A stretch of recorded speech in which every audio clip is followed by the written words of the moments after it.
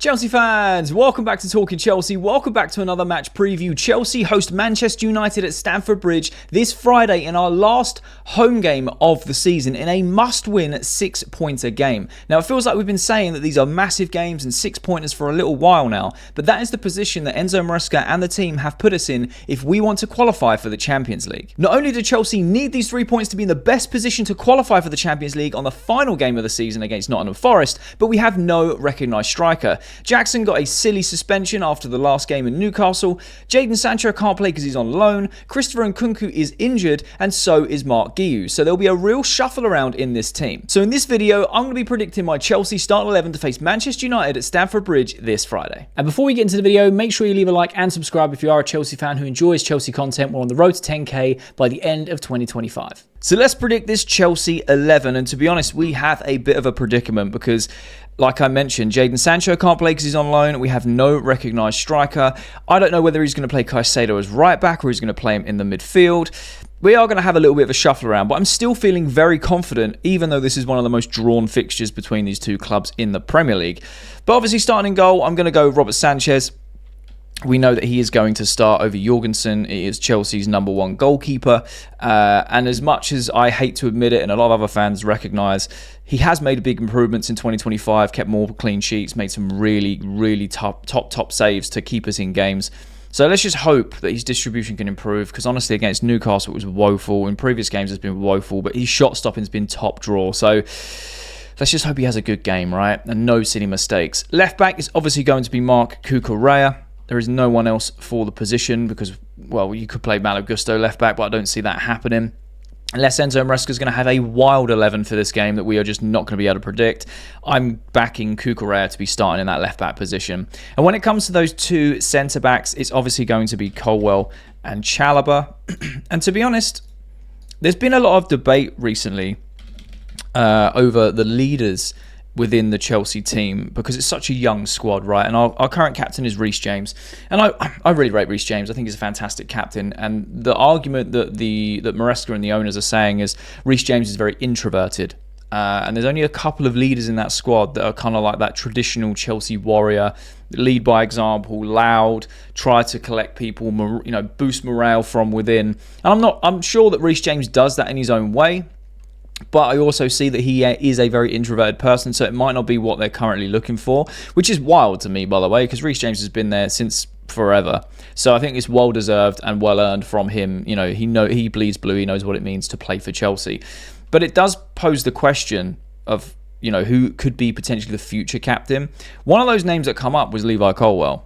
And I can see it, but I think he's a long way off it because there's also oftentimes a season where he's lost his head and he has shown his age or lack of maturity, which is expected for a young squad.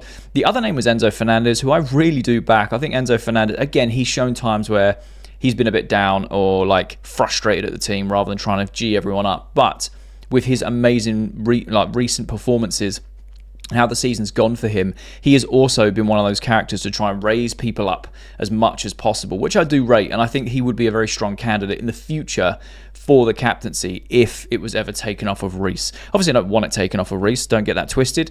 Just thought I'd add that in there because I'd love to know your thoughts down below on who you think the Chelsea future captain could be. Now, when it comes to right back, I don't know if he's going to play Caicedo right back to then have Lavia and Fernandez involved from the get-go, or if he's going to play Reece James purely because there's no game midweek. And we know that, Enzo Marasca has been rotating Reece James in his Conference League games. There was a picture of Christopher Nkuku and Reece James not training at Cobham, I think, earlier in the week. And in Enzo Marasca's press conference this morning, he did say that Reece James is fit. He was just ill at the start of the week, so he missed a session on Tuesday, but he has been training with us since. So it looks like he is still, ready to play. Christopher Nkuku is, in fact, just injured. So is Marc Guiu. He's been training alone because he's coming back from injury, but he's still technically injured. And obviously, Nicholas Jackson did his shenanigans against Newcastle, which I don't really want to talk about too much, but he is also suspended. So, yeah, I'm going to go with Caicedo as right back, purely because I really like that system. I think it works very well. It incorporates obviously Caicedo, Fernandez to push forward as that second 10, and also Lavia to come in. But I feel like if Reece has missed a session and he's been ill and he's coming back, yes, he might be fit, but it might just be precautionary to stick him on the bench and then rotate him with Lavia in that second half. I think that might make a lot more sense.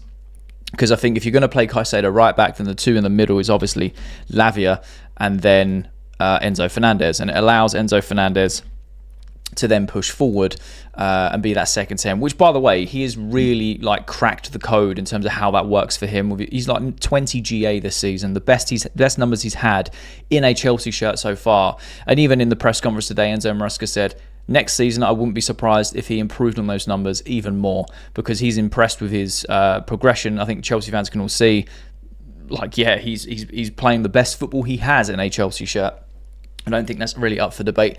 There's still a few fans that just really don't rate Enzo Fernandez, and I don't know what to tell them. If they're watching the games religiously and watching the players, he's been one of our best players this season. Yes, he had a poor start to the season. I think that's very fair to say. But as from the halfway point onwards, he's really kicked on, and you can see the improvements. But I feel like that is probably not a guarantee, but a good, like a solid prediction of that back 4, 5, 6, 7. I can't count that back 7, purely because we know Sanchez, we know the Cucurella, Colwell, Chalobah. It's just the right back option.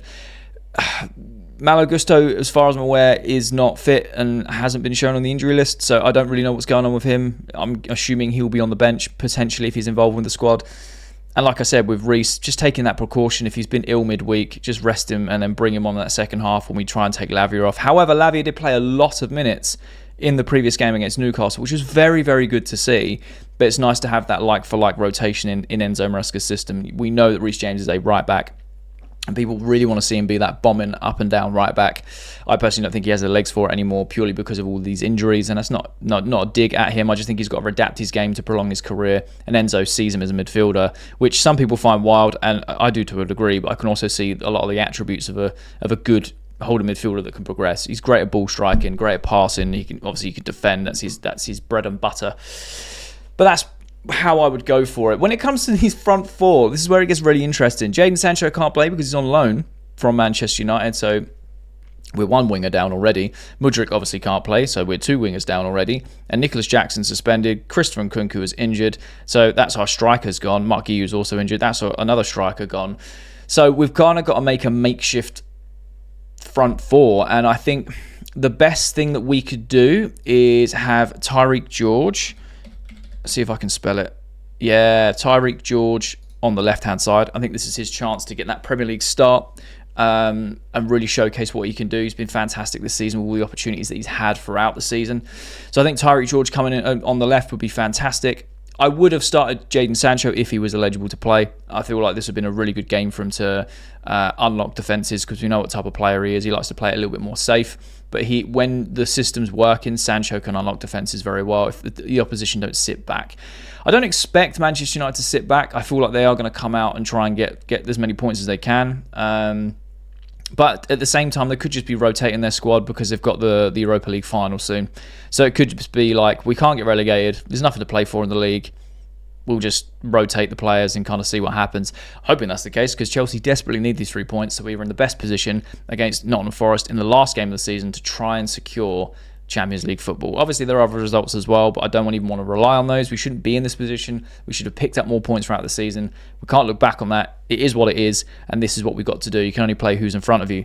So we're going to go with Tyreek George on the left. Obviously, Mr. Cole Palmer in that 10 role, who's really really coming back into form with a goal, some assists consistently. He loved playing against United last season. He got a goal in the away leg. He got a hat-trick in the home game.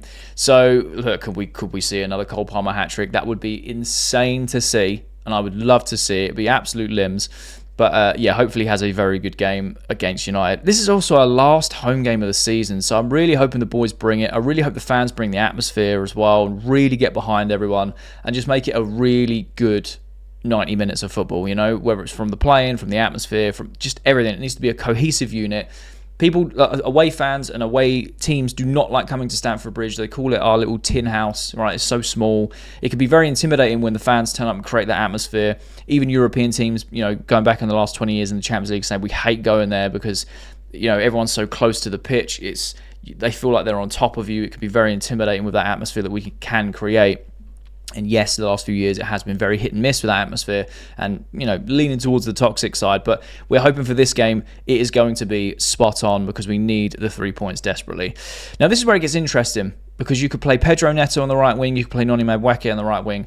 You could also play Tyreek George as a false 9 and have Noni Madueke on the left, Pedro Neto on the right. There is a lot of variety here, and I feel like we may see some fluidity within those front three, really, from left, right, and the false 9 throughout the game. But I feel like on paper it might start this way. So I'm going to go with Noni Madueke on the right-hand side. I would really like to see him on the left because he's really a transformed player there. He's having so much fun. And then as the number 9, I'm going to go Pedro Neto, because he's played that role before. He did okay, to be fair. He was getting goal involvements at pretty much every game, which is fantastic because that's what we lack, really. He's also very direct, and he's not afraid to just put his head down and put his boot through it. So, he's left and right footed, which can help. Like I said, we could see Noni Madueke on the left-hand side. We could see George as the 9 and Neto on the right. We could see Neto on the left, George as a 9 and Madueke on the right. I feel like there's a bit of versatility there, considering we have no recognised striker. And Jadon Sancho can't play, and he's the only alternative out of these 3 wingers, basically. So I feel like that would be my predicted Chelsea 11 to start against United. How it would end, I have no idea. Obviously, question marks over Reece James, whether he's fighting fit to start or if he comes on in that second half. Potentially Tosin could be nosing his way into the starting 11. I don't really know. We don't know the behind the scenes of that. But I feel like Colwell and Chalobah is our strongest centre-back partnership currently, with Fofana injured.